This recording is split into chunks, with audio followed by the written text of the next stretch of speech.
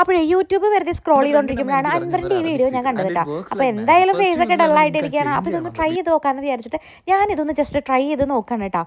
ചൂടുള്ള പാലിലേക്ക് കുറച്ചൊരു റാഗിപ്പൊടി ചേർത്തിട്ട് നന്നായിട്ട് മിക്സ് ചെയ്തെടുക്കുക. എൻ്റെ ഇത് കുറച്ച് കട്ടി കൂടിപ്പോയി, ഇത്രയും കട്ടിയാവണ്ട കേട്ടോ.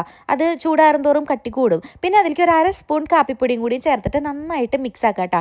കട്ടി കൂടുതലാണെങ്കിൽ കുറച്ച് പാലോ വെള്ളമോ എല്ലാം ഒഴിച്ചിട്ട് നമുക്ക് മുഖത്തിടാനുള്ള ഒരു കൺസിസ്റ്റൻസി ആക്കി എടുക്കാം. എന്നിട്ട് നമ്മുടെ ഫേസ് എല്ലാം നന്നായിട്ട് ക്ലെൻസ് ചെയ്തിട്ട് അതൊന്ന് വെറ്റ് ചെയ്തതിന് ശേഷം ഈ ഫേസ് പാക്ക് നമ്മുടെ ഫേസിൽ നന്നായിട്ട് അപ്ലൈ ചെയ്യാട്ടോ. ഒരു 10-15 മിനിറ്റിന് ശേഷം നന്നായിട്ട് ഇതിങ്ങനെ ഡ്രൈ ആയിട്ട് ഇങ്ങനെ വലിയാനായിട്ട് തുടങ്ങും.